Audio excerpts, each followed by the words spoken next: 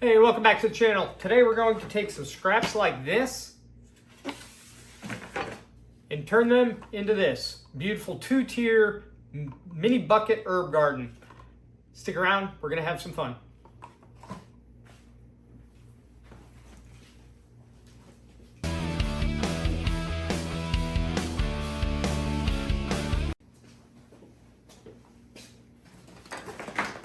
Hey everyone, I'm Robert. This is Blackbird Studio ILM, and welcome back to the shop. Today we're going to have a quick little build for you. This is something I came up with 2 days before Christmas. Was in Lowe's and saw these cute little buckets, mini buckets, and thought of my wife. A few years ago I built her a 2-tier 5-gallon bucket garden for our backyard, and saw these. I thought these would make cute little herb garden or succulent garden, whichever you wanted to use them for. Could even use them just as plant starter buckets, but I came up with this design on the fly. So what we're going to do is we're going to take just a few little scrap pieces of wood. Got some 1/2-inch plywood, and these are 1x2s. I'm going to cut them down. This uses a total of like 13 pieces of wood in 5 different cut lengths, but only the 2 types of wood. So it's not going to take me real long to get them cut down. Start out on my table saw over here and then move over to my miter saw behind me. Once we get them all cut down, we'll start working on the glue up. Thanks for watching.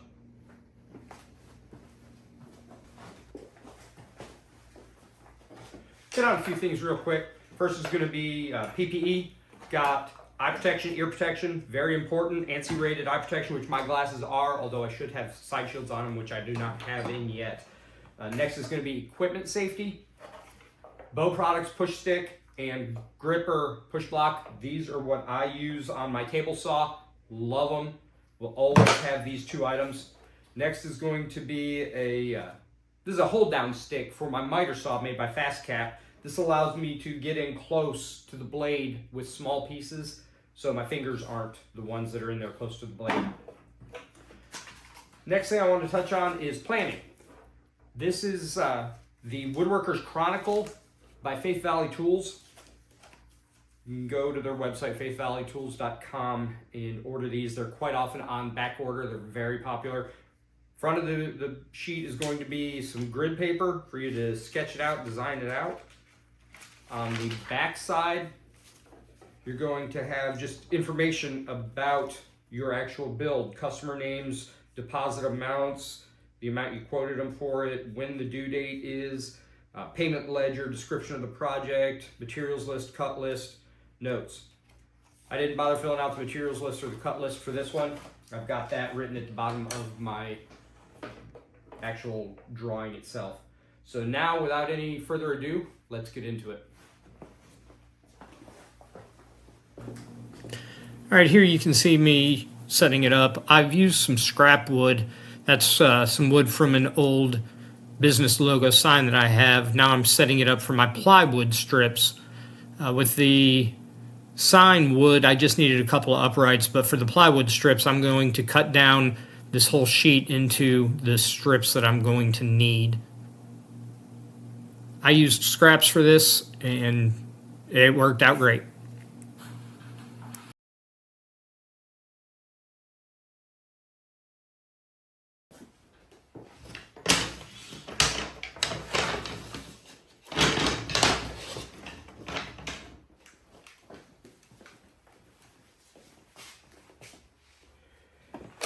All right, you saw the kickback happen. It's why I stand off to the side. I've had him throw wood back embedded into a wall behind me before, so you've always got to be careful. Next thing I wanted to bring up, I didn't mention earlier, this is the Bow Products XT50 or 546. This is the extender fence, their big one. I had to come up with a man-made redneck designed and engineered by me attachment method, which you can see I've got a full video on that in my channel if you're interested in that, on attaching one of these to a job site table saw. Couldn't replace the fence, on the table saw because it's rack and pinion, but I figured a way to make this work. Comes off real easy with 2 clamps in the back. But now we're going to move on over to the miter saw. We're going to get all of these pieces cut to length, going off of my cut list, and we'll go from there.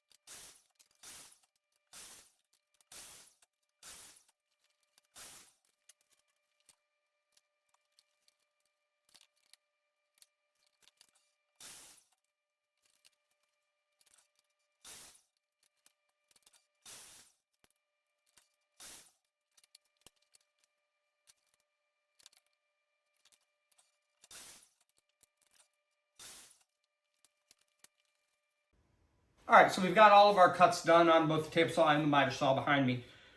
So these are all the 5 different lengths and pieces that we have. These 3 are all made from a scrap piece of 1/2 inch plywood. So these are 3/4 of an inch by 1/2 inch by 13 inches, 3/4 of an inch by 1/2 inch by 7 inches, 3/4 of an inch by 1/2 inch by 3.5 inches. These are my legs. These were just cut out of a scrap wood panel that I had, a project that I didn't need anymore. These are going to be 1.25 by 3/4 of an inch by 5 inches and 3 inches. Front legs, back legs. These are going to be the top sides, bottom sides, and the width across the front. Now let's go ahead and get all set up to glue and nail these all together. Okay, so now I've got these set up into different piles. This is one end, this is the other end, and these are my center cross pieces. So I'm going to set these aside and just deal with this one end starting off here.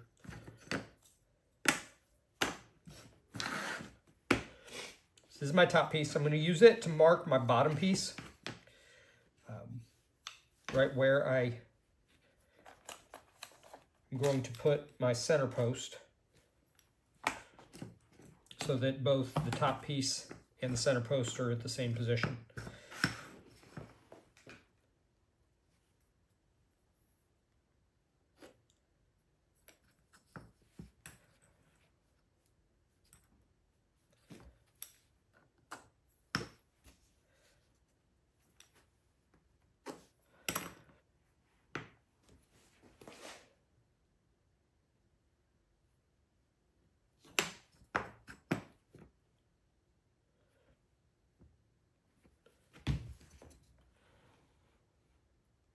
God-given glue spreader.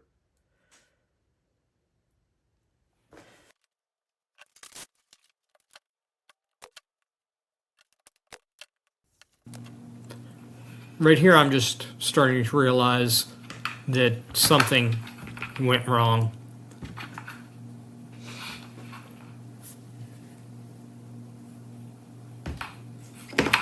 When I laid that cross piece on there, I could tell something was right, and now the realization hits me. I built 2 end pieces exactly alike when they should have been opposites. Now time to tear it down and start over again.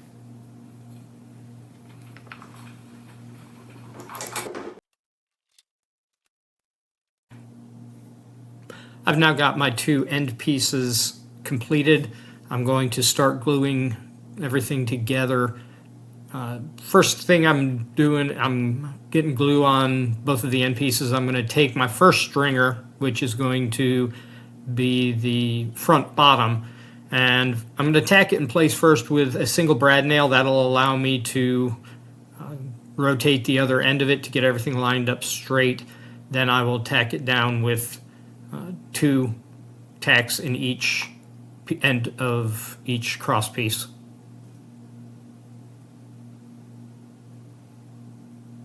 So you see there, I just put 2 in. Now I go back and put the last one, the second one, in on the other end. Now I'm just going to put my back stringer in so that I hold everything square. A little bit of glue, God-given glue spreader. Get some on both sides.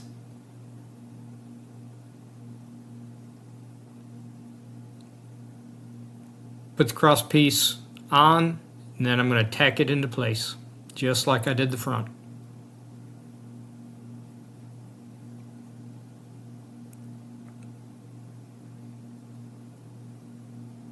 Put a single brad in first, go to the other side, get everything lined up, put 2 brads in,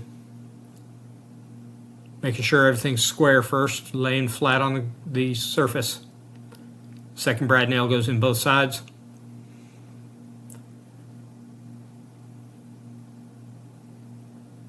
So now you're going to see why I left the side pieces with only the bottom stringer holding them together.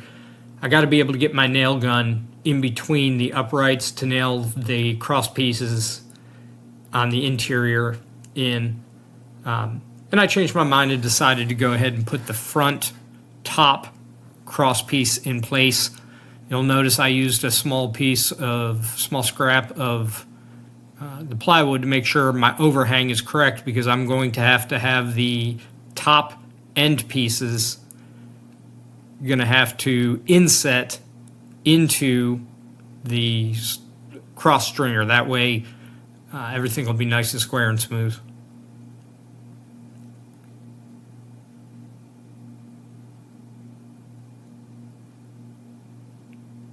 Making sure it fits and lines up right.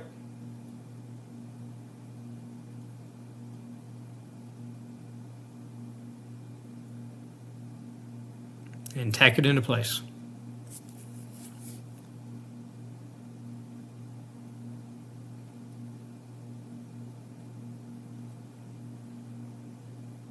Just double checking it.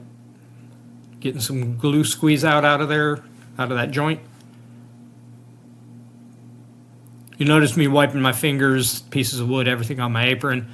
That's why I wear an apron. Its primary reason is for glue. You can see how the bottom right of the apron, left of the screen, has a lot of glue residue on it. But now that I'm putting these interior cross pieces in, like I said, you can see why I left the cross pieces on the ends off, so that I could get my nail gun in between the uprights to nail the interior cross pieces into place.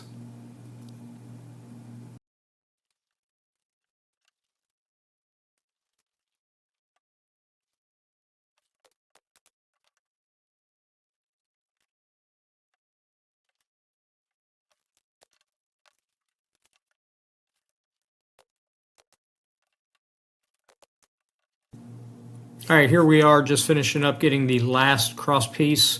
Needed to trim just the slightest little bit off the end of the cross piece with my saw to make it perfectly even. Once I get this glued into place, the build's going to be complete. I built the whole thing out of scrap 1/2-inch plywood and scrap hardwood that was, I believe, 3/4 of an inch thick. So I just use scraps that I had around the shop. You can definitely do it with scraps. You can do it with lumber you purchase specifically for this, whatever works for you. Great use of scraps though. And I know these mini buckets from Lowe's are hard to come by. You can buy stainless steel pails on Amazon for dirt cheap. Something like $28 for 24 stainless steel pails that are roughly the same size as these buckets. All right, here we have it, the end result. Got 6 mini buckets. Front 3 are slightly canted forward. Bottom 3 are all set. Not a difficult build. Little hiccup here and there, but that's the nature of building something. You're working with your hands. You're gonna make mistakes. Either roll with them or give up, and I'm not giving up. So, as always, a like, a share, a comment would be great. Help me grow this small woodworking channel. If you go ahead and subscribe, it'd be awesome. But as always, have a good day.